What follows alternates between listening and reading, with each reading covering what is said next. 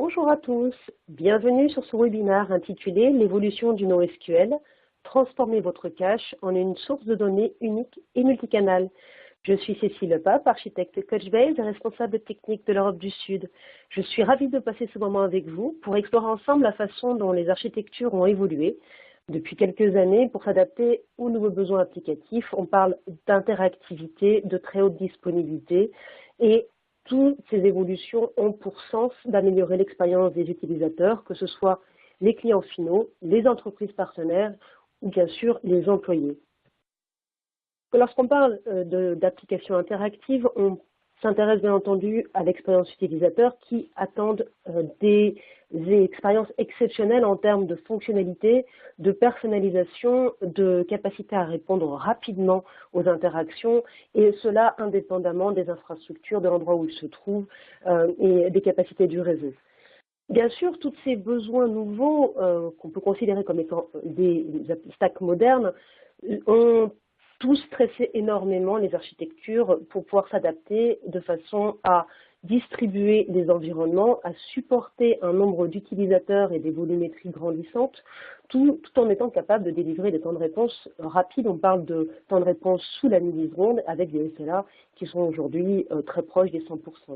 Donc, architecturalement parlant, on a vu se développer des architectures de plus en plus complexes qui combinent des systèmes d'enregistrement, qui sont les références des données, avec au-dessus des caches, parfois même plusieurs couches de caches pour les performances, et enfin des besoins de consolidation de ces données, de toutes ces différentes sources à l'intérieur d'un seul système, lorsque l'on souhaite avoir de la consolidation et une vue globale, unifiée de toutes ces données.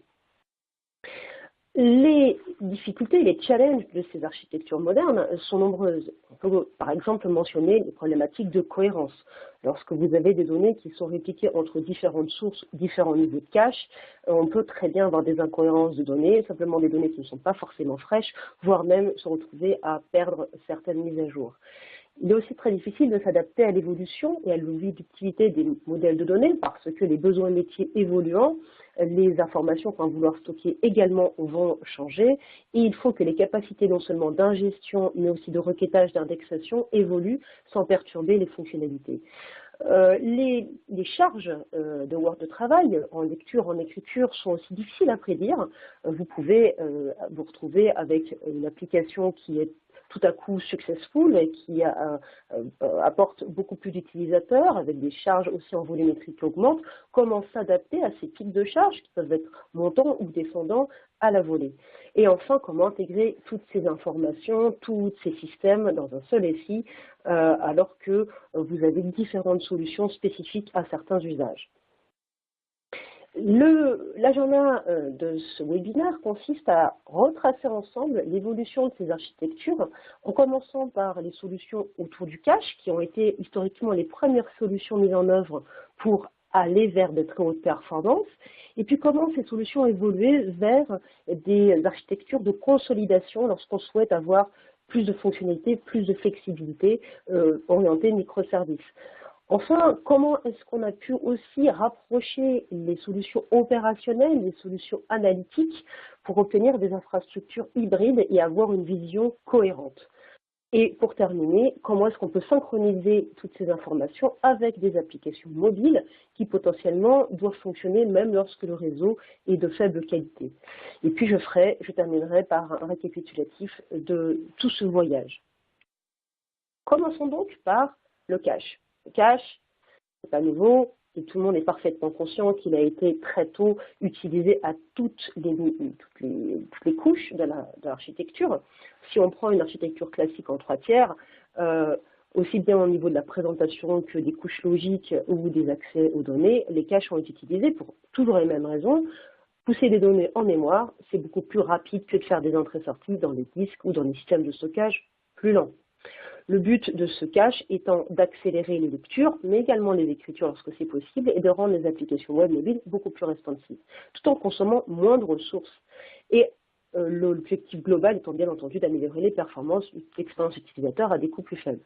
Donc historiquement, aussi bien au niveau des navigateurs que des couches logiques et puis des couches d'accès aux données. Les caches ont été massivement utilisées. Et plus récemment, on a vu apparaître un nouveau type de cache, les caches distribuées, qui viennent se placer entre les couches d'accès aux données et les bases legacy, qui, elles, n'ont plus la capacité à supporter les workloads interactifs massifs. Donc, les premières architectures qui ont été déployées se sont beaucoup appuyées sur les systèmes distribués totalement en mémoire. Ces systèmes étant ultra performants et nécessitant d'avoir effectivement deux couches, une couche cache distribuée en mémoire, et pour pouvoir soulager les bases de données relationnelles classiques ou les mainframes. La difficulté de ces architectures, c'est que vous devez toutefois être extrêmement vigilant sur la façon dont vous appliquez les mises à jour. Il y a plusieurs différentes stratégies pour ça. La première stratégie consistant à ne mettre à jour que la base de données, d'invalider le cache et d'attendre qu'il y ait un cache miss pour repeupler le cache, ce qui est une solution qui est très adaptée à des applications qui ont des écritures importantes mais qui ne lisent leurs données, mais ne relisent des écritures que peu fréquemment. Une deuxième stratégie consistant à écrire en Y à la fois dans le cache et dans la base, de sorte que vous avez rapidement accès aux données dans le cache, et donc adapté aux applications qui vont fréquemment relire les données du cache. Et une troisième stratégie consistant à écrire et à lire uniquement dans le cache et de façon asynchrone dans la base, ce qui est plus intéressant pour les applications mixtes. Vous avez un workload similaire en lecture et en écriture, mais avec l'inconvénient de, bien sûr, si le cache tombe, potentiellement les écritures ne sont pas écrites encore dans la base. Donc ça nécessite une certaine logique au niveau applicatif pour maintenir ces deux sources de données qui sont le cache ou la base de référence.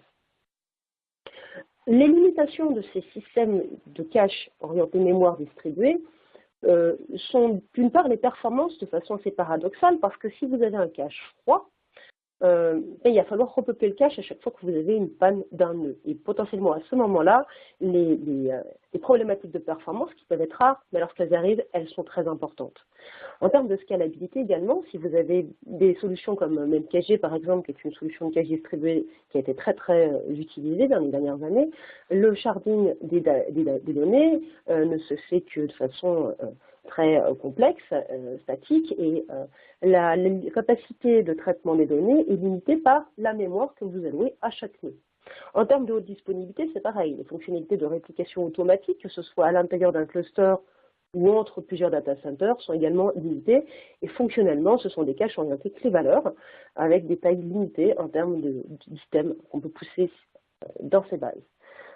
Quand vous utilisez une solution comme Couchbase, l'architecture ne change pas pour ce cas d'usage de cache. Donc, qu'est-ce que ça apporte finalement de plus? Bien sûr, déjà, vous avez toutes les fonctionnalités qu'on a précédemment décrites qui sont là. En plus, qu'est-ce que vous allez pouvoir faire? Stocker des données potentiellement avec des volumétries un peu plus importantes, jusqu'à 20 mégas par item. Vous pouvez également tuner et décider du time to live, puisqu'il s'agit bien d'un cache. Les données seront automatiquement supprimées. Par exemple, vous avez des sessions qui durent 30 minutes. Au bout de 30 minutes, elles seront automatiquement supprimées par le cache. Vous pouvez également contrôler la cohérence au niveau de l'application, décider si oui ou non vous attendez que les données soient répliquées, persistées ou pas. Et puis, de façon aussi très intéressante, puisque c'est une solution qui va persister les données sur le disque, vous n'avez pas besoin de mettre toutes les données en mémoire à 100%. Vous pouvez complètement optimiser la quantité de données en RAM en fonction de votre workload, pour ne pas avoir une empreinte trop forte en termes de RAM. Et puis, toutes les compétences et capacités de réplication sont natives, aussi bien à l'intérieur d'un cluster qu'entre data centers, et bien sûr, la tolérance aux pannes est automatique.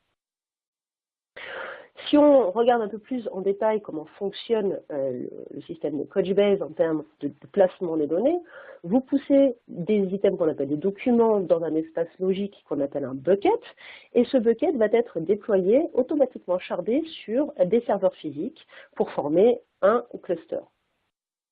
La façon dont les shards sont déployés sur les clusters est entièrement dynamique et utilise ce qu'on appelle une cluster map pour pouvoir décider quels sont les shards déployés sur quel système et serveur physique.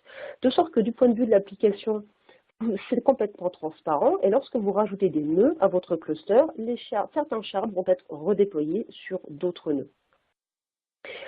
Par ailleurs, Couchbase est très orienté asynchrone, c'est-à-dire que toutes les écritures et les lectures sont d'abord servies par le cache. Et ensuite, elles sont potentiellement mises sur le disque, répliquées sur d'autres nœuds, voire sur d'autres data centers si vous avez activé cette fonctionnalité. Toutefois, vous pouvez au niveau applicatif décider d'attendre ou pas la persistance sur le disque, d'attendre ou pas la réplication sur un autre nœud. Donc vous avez cette capacité d'optimiser la façon dont l'application se comporte par rapport aux performances attendues et au cas d'usage. En termes de disponibilité, de haute disponibilité, les données que vous mettez sur un shard sont automatiquement répliquées sur un ou deux shards en fonction des paramètres que vous avez demandés et se fait de façon complètement transparente. Donc, lorsque vous rajoutez des nœuds, certains shards sont redéployés et ce qu'on appelle le rééquilibrage. Toutes ces opérations se font sans que l'application en ait conscience, de façon totalement transparente. Si un nœud tombe en panne, eh bien, les données qui sont dans les réplicas sont activées pour prendre en charge à ce moment-là les workloads. Et enfin, vous pouvez activer une fonctionnalité de réplication entre data centers. Cette fonctionnalité est très souple à mettre en place. En 2 clics, vous créez un lien de réplication et également permet d'avoir de différents types de topologies, que ce soit de la réplication active-passive ou de l'actif-actif, entre 2 ou plusieurs data centers. Par exemple, ici, on voit une topologie en ring. Dans Couchbase, vous avez aussi le choix de la persistance et des fonctionnalités qui vous intéressent. Il y a 3 types de buckets. Le bucket appelé memcached est un bucket compatible avec la solution memcached, mais qui n'offre pas de solution de persistance, de réplication, de rééquilibrage. Le bucket Couchbase, lui, va rajouter par rapport à ça toute la partie stockage sur disque, la partie réplication inter ou intra-cluster, le rééquilibrage et permettre de stocker des données de plus grande taille jusqu'à 20 mégas. Et enfin, vous avez aussi un 3e type de bucket qui s'appelle Ephemeral Bucket, qui tout simplement permet de ne pas avoir de disque. Donc à partir du moment où vous n'avez plus de disque, vous avez effectivement toutes vos données en mémoire, mais vous avez toutefois les fonctionnalités de réplication, de rééquilibrage et de réplication entre data centers. Avec Couchbase, la promesse, c'est également les performances, notamment pour ces usages qui sont très orientés clé-valeur. Quand on parle de performance, on essaie de comparer les différentes solutions et nous avons demandé à un cabinet externe qui s'appelle Altoros de faire des benchmarks en utilisant le benchmark YCSB qui est tout à fait orienté application interactive. Et donc, vous avez des résultats de ce workload A, où vous avez 50% de read et 50% de mise à jour, où on compare les performances de Couchbase, MongoDB et DataStax sur différents types de clusters, où on va augmenter la quantité de nœuds, mais pas aussi par rapport à la volumétrie. Et on constate que vous avez sur les graphiques rouges, les barres, le débit en écriture et lecture qui augmente, tandis que la latence, qui est représentée par les lignes en pointillés, diminue. Si vous voulez vous-même reproduire ces benchmarks pour retester et stresser votre propre cluster, vous avez également mis à disposition les scripts pour pouvoir reproduire ces benchmarks. Prenons un exemple de cas client qui a mis en œuvre les solutions de Couchbase pour les usages de clés-valeurs en cache il y a déjà quelques années, Amadeus. Amadeus, c'est un leader dans l'industrie du voyage et son besoin de cache était extrêmement important puisqu'ils allaient avoir besoin de pouvoir servir des requêtes en clé-valeur pour 1,6 milliard de données traitées par jour. Donc bien sûr, différents problèmes se posaient à Amadeus. Le premier, c'était d'avoir une simplification au niveau de l'architecture puisqu'ils avaient une architecture en 2 couches avec MySQL et memcached au-dessus. Ce qui vont complexifier l'administration et qui augmentait les coûts opérationnels. Le but du jeu, c'était déjà dans un premier temps de simplifier ces coûts-là. Également de pouvoir avoir de la scalabilité à la demande, c'est-à-dire de pouvoir rajouter facilement des capacités directement en rajoutant des nœuds et de le faire de façon automatique, là où traditionnellement ça leur prenait plusieurs jours pour rajouter des capacités. Le but étant d'aller jusqu'à 2,5 millions d'opérations par seconde, sachant que ce workload allait encore augmenter au fur et à mesure qu'ils avaient de nouveaux clients. Et enfin, augmenter leur disponibilité, puisqu'en utilisant memcached, lorsqu'ils avaient des pannes d'un certain nombre de nœuds, même si elles étaient rares, lorsqu'elles arrivaient, ils avaient des problèmes de disponibilité extrêmement importants, puisqu'il fallait repeupler les nœuds qui étaient défaillants. Donc Amadeus a choisi d'utiliser Couchbase pour remplacer cette stack. Sur la gauche, vous voyez l'architecture précédente qui était à base de MySQL et de MemCached et qui a tout simplement été migrée sur Couchbase grâce à sa capacité de compatibilité avec MemCached. Donc on voit tout de suite que l'infrastructure a été extrêmement simplifiée. Il n'y a plus qu'une seule stack à maintenir au niveau de la base. Au niveau des performances, ils ont pu obtenir la promesse qui était 2,6 millions d'opérations en lecture par seconde, mais également de pouvoir en parallèle et simultanément pouvoir faire 1 million d'écritures à la seconde. Donc on parle bien de très haute performance avec des latences au niveau de la lecture sous la demi-milliseconde, mais également d'être rapide et de maintenir ses performances lorsqu'il rajoutait des capacités de traitement et de pouvoir aussi rajouter des nœuds, ce qu'on appelle le rééquilibrage, sans impacter ses latences. Quelque temps plus tard est arrivé un deuxième cas d'usage, la réservation des hôtels, qui leur a posé un problème de haute disponibilité, de très haute disponibilité, qui leur posait un souci par rapport au groupe intercontinental qui leur demandait des SLA de 99,999%, là où ils étaient capables de servir avec la plateforme actuelle 99,95%. Arriver à ce très très haut niveau de haute disponibilité était tout simplement impossible avec les bases de données conventionnelles. Donc, ils se sont appuyés sur Couchbase et ils ont pu utiliser des capacités de réplication entre data centers, qu'on appelle XDCR, pour avoir des topologies intéressantes, aussi bien à l'intérieur d'un data center en ayant des clusters qui étaient primaires avec un cluster secondaire, qu'entre deux data centers avec des topologies en ring. Et ils ont effectivement pu obtenir ces 99,999% de très haute disponibilité et signer le groupe intercontinental. Cette histoire, ce cas d'usage est disponible puisqu'ils ont communiqué sur ces cas d'usage à notre conférence utilisateur appelée Couchbase Connect et je vous invite à regarder par vous-même le détail de tous ces cas d'usage. On a donc discuté à un moment des architectures de cache pour les performances sur un cas d'usage particulier, mais comment est-ce que ces architectures ont évolué lorsqu'il s'agissait de consolider différentes sources de données à l'intérieur d'un seul référentiel pour pouvoir beaucoup plus facilement servir des nouvelles applications et à haute valeur ajoutée? Eh bien, historiquement, ce qui s'est passé, c'est qu'avec le temps, au-dessus des systèmes transactionnels et également au-dessus des systèmes analytiques classiques, différentes solutions NoSQL ont été mises en place. On a parlé de systèmes distribués en mémoire pour le cache, mais également des systèmes d'indexation, des systèmes de réplication, d'analyse opérationnelle, de requêtage, et également des systèmes de mobilité. Donc, au bout d'un moment, toutes ces solutions se sont démultipliées et donc ont posé un certain nombre de limitations et de challenges. Le premier, c'est l'intégration. Quand vous avez des SI aussi complexes, vous vous retrouvez avec ce que j'appelle un effet spaghetti qui nécessite de mobiliser énormément d'expertise au niveau des équipes de développement et de maintenance et qui pose des soucis lorsque vous décidez de faire des migrations. Par ailleurs, en ayant séparé et spécifié des solutions pour chaque besoin fonctionnel, vous vous retrouvez aussi avec des problèmes de cohérence. Lorsque vous avez d'un côté une solution qui gère les clés-valeurs et de l'autre côté des solutions d'indexation, vous n'avez plus une cohérence forte entre les deux. Vous pouvez avoir des décalages entre ce que vous interrogez et ce qui est stocké dans votre base clés-valeurs. Et puis, ce n'est pas évident d'optimiser globalement toutes ces solutions sur des infrastructures lorsque vous souhaitez faire des optimisations locales. Un point important, c'est le coût. Avoir démultiplié toutes ces solutions pose énormément de soucis en termes de coût d'infrastructure, aussi en termes de coût d'humain. Vous avez aussi parfois des équipes qui poussent une solution parce qu'ils ont été intéressés par cette version-là, alors qu'une autre équipe pousse une autre solution. Vous vous retrouvez avec des myriades de solutions pour des fonctionnalités finalement relativement similaires. Et enfin, en termes de complexité, administrer autant de composants pose énormément de complexité. Gérer les déploiements, les versionning, c'est devenu quelque chose de significatif. Qu'est-ce que Couchbase peut apporter dans cet univers de SI moderne? Eh bien, c'est la simplification.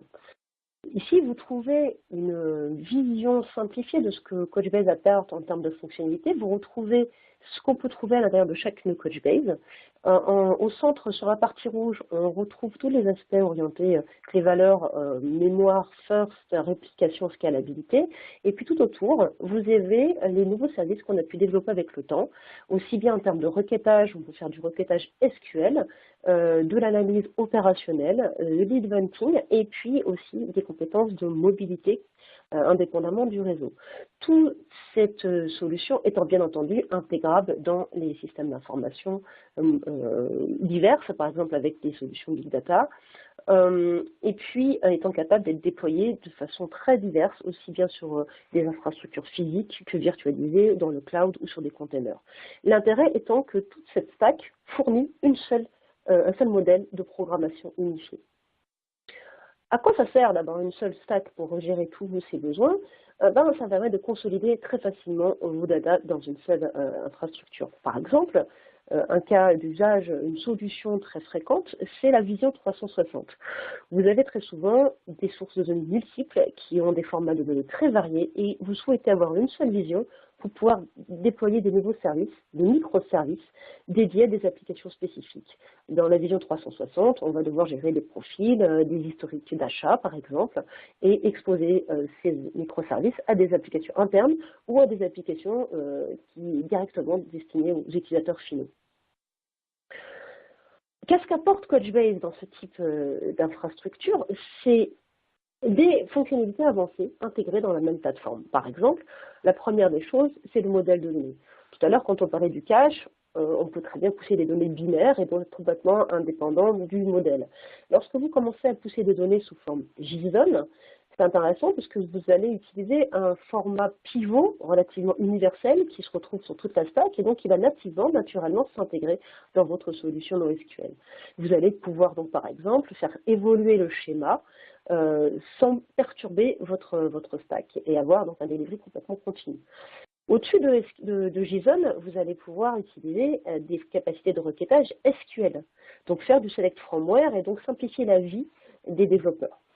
Vous allez, et on le verra tout à l'heure, pouvoir utiliser du SQL extrêmement avancé et compatible avec l'ANSI 92, avec les jointures, le regroupement, etc.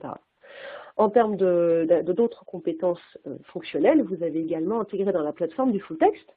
Lorsque vous allez, par exemple, aller au-delà de la navigation, mais vous voulez faire des recherches par mots-clés, avec du scoring, vous allez nativement pouvoir indexer ces documents JSON et aller poser ces requêtes. On a également des capacités d'analytique opérationnelle qui permet d'avoir simultanément une vision opérationnelle et une vision business BI. Toutes ces fonctionnalités qui ont été rajoutées au-dessus de la plateforme clé-valeur hautement performante, on peut les déployer de façon intelligente, c'est-à-dire d'isoler les workloads. Pour pouvoir garantir les performances de tous ces services, il faut être capable d'isoler les fonctionnalités tout en ayant la même plateforme. Et ça, Couchbase vous le permet de façon extrêmement simple en spécialisant les nœuds qui vous intéressent à certains services. Et en termes de déploiement, on va pouvoir déployer Couchbase, comme j'ai déjà mentionné, sur toutes les plateformes. Revenons un instant sur le schéma JSON, donc semi-structuré. Quel est l'intérêt d'avoir un tel schéma? Tout d'abord, vous allez pouvoir dénormaliser vos données. L'intérêt de dénormaliser et de regrouper toutes ces informations dans un seul document, c'est que vous allez pouvoir en un seul get récupérer un ensemble d'informations très rapidement et le proposer aux applications finales. Vous allez, par ailleurs, si vous le souhaitez, pour certains cas d'usage, maintenir la normalisation et faire des regroupements, des jointures. Donc vous avez cette souplesse de dénormaliser ou pas, tout en partie, vos documents pour s'adapter aux besoins finaux. Avec le JSON, vous pouvez bien entendu continuer à utiliser du clé-valeur simple, mais vous allez pouvoir également aller un peu plus finement dans l'interrogation en récupérant, en modifiant seulement des fragments, ce qu'on appelle une API subdoc. J'ai mentionné le SQL et le full text search qui vont bénéficier du fait que les données sont structurées. Il y a un schéma qui est à l'intérieur du JSON avec des propriétés qui sont nommées pour pouvoir indexer ces propriétés. Si on regarde les opérations subdoc, on a ici un exemple de document JSON. On constate qu'on peut très facilement, en indiquant non seulement la clé de document, mais aussi le chemin d'accès aux fragments qui nous intéressent, pouvoir à effectuer simultanément des lectures et des écritures sur des documents différents pour améliorer la concurrence, mais également en termes de capacité réseau, pouvoir réduire le coût réseau et aussi la latence de ces accès. En termes de SQL pour JSON, les champs des possibles est extrêmement vaste. Ici, vous avez un exemple de création d'index très simple sur une des propriétés de documents, le last name d'un client par exemple. On crée un index comme on le fait en SQL standard. On va pouvoir insérer des données JSON, faire un select from where, un update ou un delete. On peut aller beaucoup plus loin lorsqu'on souhaite faire des jointures sur des buckets qui sont les mêmes ou qui sont différents, en regroupant, en projetant, etc. Donc on a vraiment toute cette souplesse d'interrogation qui permet de consolider différents types de données et en même temps de les regrouper pour avoir une seule vision. En termes de full text, il existe des services que je vais complètement intégrer où vous pouvez tout simplement décider des index qui vous intéressent, qui sont des index inversés, bien sûr, pour pouvoir calculer la fréquence des documents et calculer un score par rapport à votre requête, et ensuite avoir librement accès à cet ensemble de recherche full text. Toutes ces fonctionnalités sont intégrées dans le cluster sous forme de services que vous déployez à volonté. En termes de SDK et de vision applicative, c'est une seule API. Donc vous avez un seul SDK à installer et le développeur est directement en capacité de poser des requêtes clé-valeur, de poser des requêtes SQL, de poser des requêtes full text sans avoir à interroger différents systèmes. Et puisque à l'intérieur du Couchbase cluster, les services communiquent, vous pouvez aussi contrôler la cohérence des données, attendre ou pas qu'une mise à jour qui a été poussée dans le service de data ait été propagée au service de requêtage SQL ou de requêtage full text. Donc vous gardez toute cette souplesse de choisir entre la performance, la cohérence et en même temps les fonctionnalités avancées. En termes d'isolation, lorsque je parlais d'isolation des workloads, lorsque vous êtes en phase de développement ou de pilote, il est très simple de conserver tous les services sur les mêmes nœuds, un ou deux nœuds par exemple, pour faire vos tests. Lorsque vous arrivez en production, tout l'intérêt de Couchbase est de décider sur quel nœud vous déployez quel service. Par exemple, en production, vous pouvez décider de spécifier certains nœuds pour les requêtes SQL qui sont beaucoup plus intensive en termes de CPU et par exemple d'allouer plus de RAM au service data, histoire d'avoir de meilleures performances en termes de clé-valeur, etc., etc. Donc vous avez la possibilité de totalement optimiser votre infrastructure tout en ayant une seule vision applicative d'un seul cluster. De la même façon que nous avons demandé à ce cabinet Alteros de faire des benchmarks pour les workloads clé-valeur, nous avons également demandé de faire des tests sur les workloads SQL pour des documents JSON. Le résultat de ce benchmark est ici. À nouveau, on retrouve un débit qui est extrêmement impressionnant en termes de SQL et de jointure pour Couchbase en rouge, et avec des latences qui diminuent au fur et à mesure qu'on augmente les capacités, comparativement à Mongo ou à DataStax. Et à nouveau, ces workloads, vous pouvez les tester avec les scripts.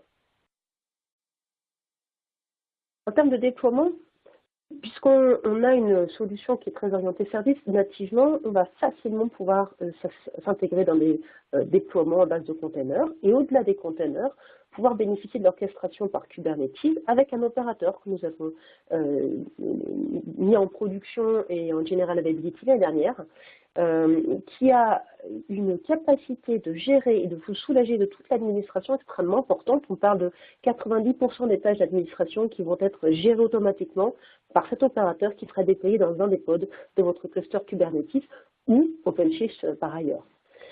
Le principe est très simple, vous décrivez dans un fichier YAML les intentions. Je souhaite avoir 3 nœuds data, 2 nœuds query index, j'ai besoin d'avoir telle et telle bucket, etc.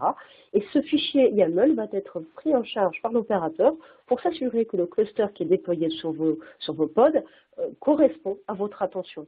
Donc on est vraiment sur l'intention décrit dans un fichier et l'opérateur s'occupe pour vous de maintenir l'état du cluster, que ce soit parce que vous avez modifié votre intention, que ce soit parce qu'il y a eu des défaillances sur un des pods pour redémarrer le pod et rééquilibrer automatiquement. Prenons un exemple de client qui a mis en œuvre ce type d'infrastructure pour une vision 360, Comcast. Comcast est un leader sur un provider Internet, service voix également, avec plus de 30 millions d'utilisateurs qui avaient un souci d'image de marque avec leur call center et toute la partie support. Les clients étaient insatisfaits parce qu'à chaque fois qu'ils communiquaient avec Comcast, ils avaient accès à des services disparates qui connaissaient très mal l'utilisateur et la sensation de ne pas être connu par un provider est extrêmement frustrante. Et ils ont donc décidé de mettre en place une solution d'unification de la vision de tous leurs comptes clients. On parle de 210 millions de documents et de plus de 100 000 utilisateurs en termes de support. Des problèmes que Comcast essayait de résoudre, c'est d'avoir des données qui sont totalement silotées avec différents outillages pour le support, différents, disparates, qui ne se parlent pas, avec différents types aussi de documents, des règles métiers différentes. Et l'expérience en termes de service est extrêmement lente. Il faut énormément de clics pour retrouver l'information. Il n'y a pas de recherche globale pour avoir une vision claire de tout ce qui se passe à travers toute l'expérience utilisateur. Et globalement aussi en interne, il y avait une autre difficulté, c'est la peur du changement. Accompagner les équipes support à ce changement était compliqué, les équipes étant finalement satisfaites en interne de ce qui existait, et il y avait énormément de personnes à former pour obtenir une plateforme unifiée. Comcast a donc décidé d'utiliser Couchbase pour déployer cette nouvelle solution d'unification de ce qu'ils appellent des notes clients, en utilisant les capacités de traitement par requête SQL et d'indexation, également les services de data, en isolant très clairement les nœuds de data et les nœuds destinés à servir la requête SQL. Également en bénéficiant de la haute disponibilité avec leur implication entre data centers. Ce qui leur a permis d'adresser ce besoin de plus de 210 millions, 217 millions pour être précis de notes, mais également de pouvoir stocker régulièrement tous les jours 500 000 notes supplémentaires avec des recherches globales sur toutes leurs notes, 3,5 millions de recherches quotidiennes. À nouveau, c'est un client qui a communiqué lors de notre conférence utilisateur Couchbase Connect. Donc nous avons déjà adressé les problématiques de performance avec le cache distribué, les problématiques de consolidation des données, et pour aller un peu plus loin, qu'est-ce qui se passe lorsqu'on veut rapprocher les besoins opérationnels, applications, et des besoins de décision en temps réel? Est-ce que ces solutions peuvent évoluer pour s'adapter à ces nouveaux usages? La motivation est très simple. Aujourd'hui, ce sont deux stacks qui sont décorrélés. Vous pouvez vous retrouver avec une vision totalement différente en termes d'application opérationnelle et une vision de décision, avec souvent des latences très importantes entre les deux et des infrastructures à base d'ETL. Donc, chaque fois que vous voulez faire une modification, c'est extrêmement compliqué, ça prend du temps, et vous avez donc deux stacks très différentes. Le but du jeu, en ayant une infrastructure capable de rapprocher ces deux besoins, c'est d'adresser des cas d'usage, par exemple dans le e-commerce, qui vont permettre à la fois de servir tous les achats en ligne, la construction d'un panier, de s'adapter à l'évolution du trafic, tout en ayant une capacité à analyser ces données pour pouvoir pousser des recommandations, pour pouvoir pousser des propositions directement au client sans attendre un délai de plusieurs heures, voire de 24 heures, comme on le voit souvent. En termes de services de facturation, par exemple dans le monde des télécommunications, il arrive souvent que vous avez un service de facturation prévisionnel qui est décorrélé des services de facturation opérationnelle, de sorte que le revenu n'est pas forcément lié, n'est pas forcément cohérent entre les deux. En rapprochant ces systèmes de facturation dans le même système, vous avez non seulement une vision unique, mais une capacité à interroger et à connaître en temps réel ce qui se passe. Dans l'IoT, que ce soit dans l'industriel ou dans les médias, avec toutes les initiatives Digital Out of Home, le but du jeu, c'est de récupérer les informations, les événements qui sont poussés par les devices et d'être capable de réagir tout de suite pour prendre des décisions lorsqu'il y a des pannes, lorsqu'il y a des détections d'alerte à lever sans attendre, parce qu'il y a des dangers, par exemple, qui ont été détectés, parce qu'il y a des, je sais pas, en termes de médias, des publicités qui n'ont pas été poussées, et pouvoir analyser rapidement les datas. Traditionnellement, donc, ces solutions d'analytique, comme je vous le disais, sont déployées sur deux stacks. La stack business, avec les données opérationnelles qui arrivent dans un cluster opérationnel, puis une solution de transformation qui va pousser ces données dans une solution analytique, et enfin, une solution analytique qui va interroger ces données. Donc on voit bien la complexité de ces solutions et surtout la latence qu'il y a et la difficulté à faire évoluer les données entre les deux stacks. Avec Couchbase, vous allez pouvoir utiliser un seul cluster pour servir ces deux cas d'usage. Vous poussez les documents JSON dans les nœuds data avec les facilités d'ingestion de requêtage dont on a déjà parlé, et vous allez avoir un shadow de données qui vont être formatés pour servir des besoins d'analytique qui sont beaucoup plus orientés de l'agrégation. Et tout cela avec une propagation entre les deux types de nœuds qui est en temps réel. Et donc, vous allez avoir des capacités d'analytique temps réel sur le fenêtrage des données opérationnelles. Donc, quel est l'intérêt, à nouveau, de faire ces rapprochements? C'est de pouvoir rapidement gérer les données dans les nœuds opérationnels et d'avoir un shadow dataset en utilisant le protocole interne de Couchbase. Vous avez, au niveau des nœuds analytiques, un moteur de requêtage qui va être à base de requêtes parallèles, MPP, Massivement Parallel Processing, pour pouvoir faire des requêtes de jointure complexes, des regroupements, des agrégations qui traditionnellement prennent plus de temps. En termes d'ETL, plus besoin d'ETL puisque vous poussez les données directement dans Couchbase et vous les interrogez automatiquement avec les services d'analytique. En résumé, le service d'analytique permet à la fois d'avoir une ingestion rapide, de traiter des requêtes complexes et d'avoir une vision globale cohérente pour pouvoir comprendre et analyser vos données. Un exemple de déploiement d'architecture qu'on appelle HTAP, Hybrid Transactional Analytical Processing, présenté dans ce slide, vous avez des sources de données qui vont pousser par exemple en temps réel dans un bus, Kafka étant très fréquemment déployé, ces données avec une ingestion très rapide sur Couchbase pour ces nœuds orientés data, et de l'autre, on voit que le dataset est poussé sur les services analytiques déployés potentiellement sur d'autres nœuds pour servir des applications de dashboarding, et en parallèle, les applications, elles, plus opérationnelles, continuent à utiliser directement les informations du cluster. Prenons un exemple de cas client, Cincinnati Reds. Cincinnati Reds, c'est une équipe de baseball qui fait partie de la MLB, donc la Major League of Baseball, qui est une franchise évaluée à 600 millions de dollars avec une base de fans d'1,8 million de fans il y a 2 ans. Et bien sûr, continuant à augmenter. Ce qu'il faut comprendre, c'est pourquoi c'est important les fans dans une ligue de baseball. Parce que c'est eux qui déjà permettent aux équipes d'avoir l'énergie et d'être successful, mais également parce que eh bien, les jeux dans un match de baseball sont très lents. 3 heures et un peu plus de 3 heures en moyenne et parfois beaucoup plus. Donc cette base de fans qui est importante pour le business et aussi pour le succès de l'équipe, il faut la nourrir, il faut la satisfaire pendant qu'elle est en jeu. Donc le problème que Cincinnati Reds essayait de résoudre, c'était d'améliorer l'interaction avec ses fans en temps réel, pour pouvoir directement savoir ce qui se passait et pousser des informations sur les applications mobiles. Par exemple, s'apercevoir que le temps avait changé, proposer des ponchos pour se couvrir, ou constater qu'une personne venait d'arriver, lui proposer d'upgrader son pass pour aller vers des passes VIP.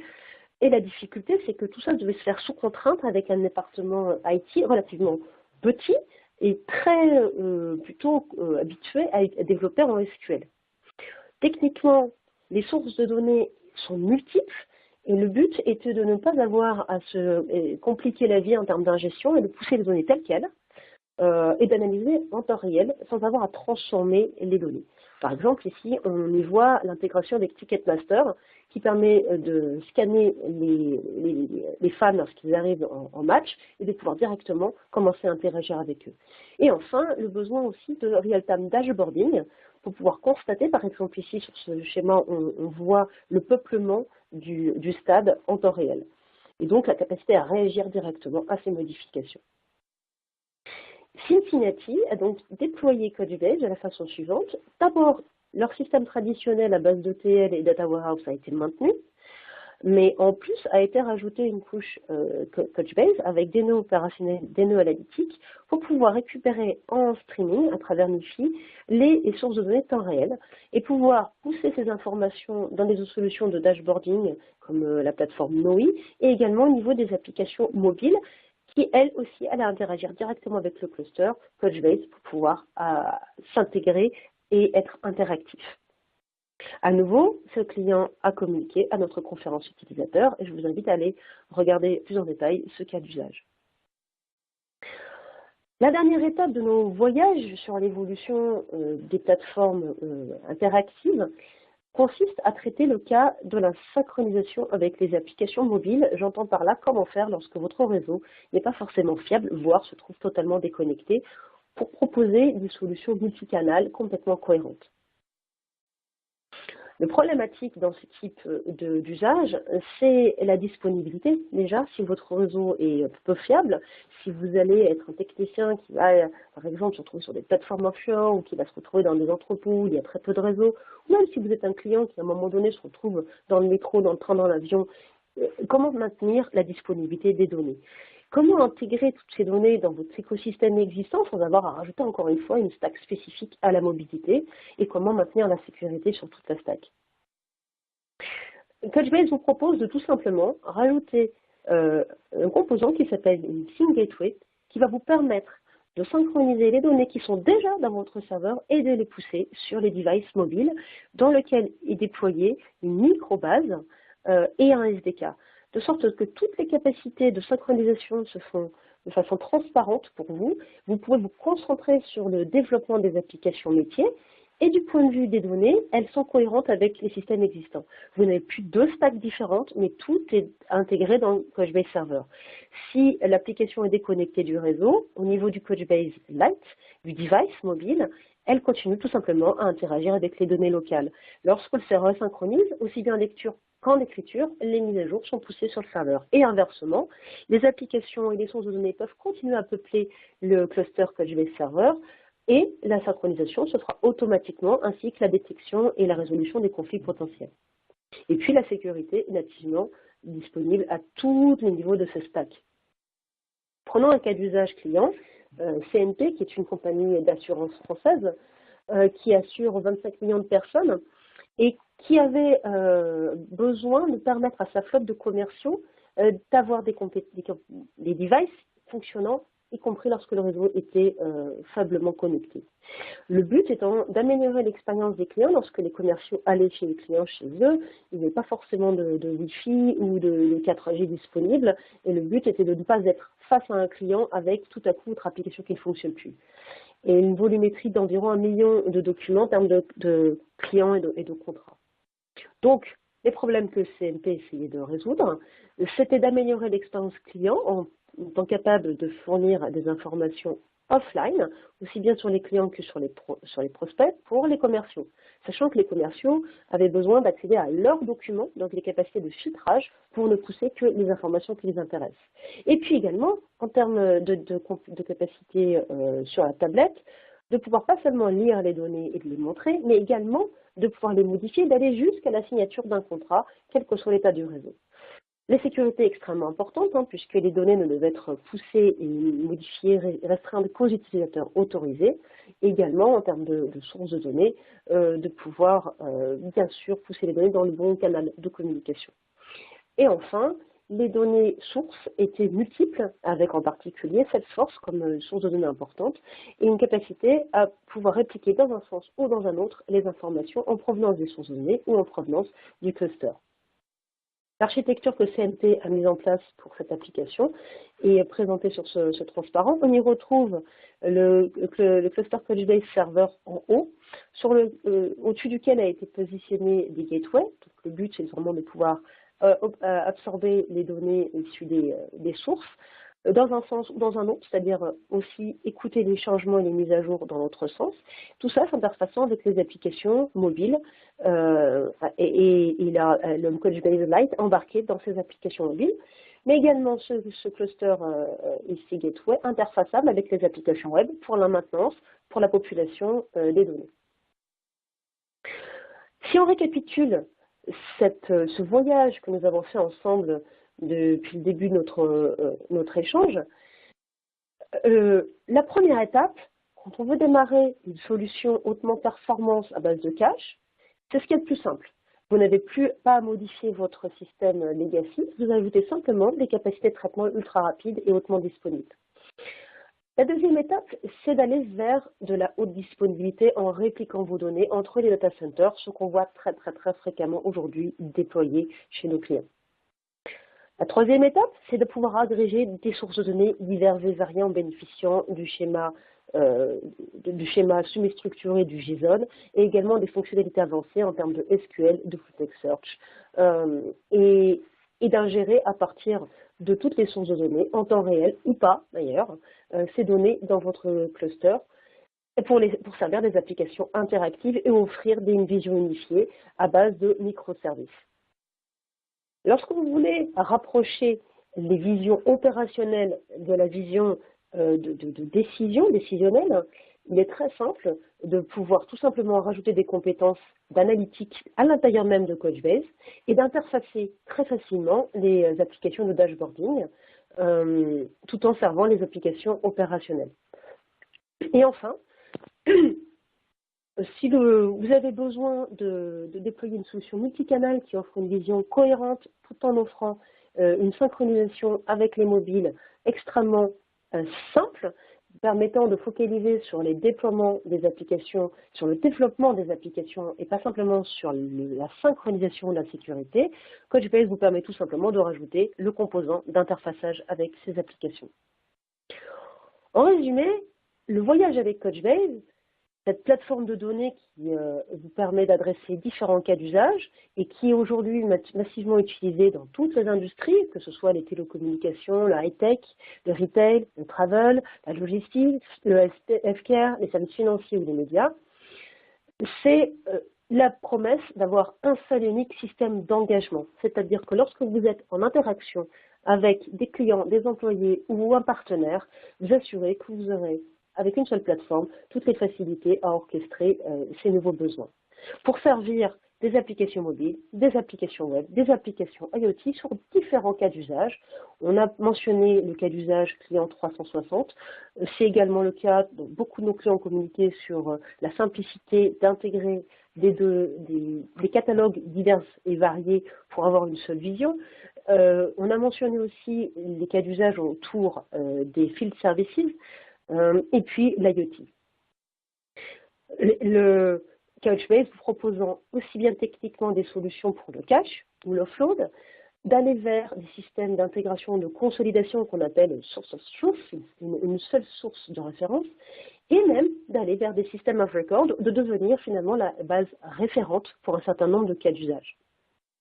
Un exemple très simple, on a déjà parlé d'Amadeus sur les deux cas d'usage, qui a commencé avec le cache, qui a intégré Couchbase aussi en termes de sources de données consolidées pour les applications client 360 autour de leur CRM, et enfin qui a utilisé également Couchbase pour des field services autour des services destinés à leurs équipes au sol, et qui devient à ce moment-là un système d'enregistrement. Donc vous avez toutes ces capacités à l'intérieur d'une seule plateforme.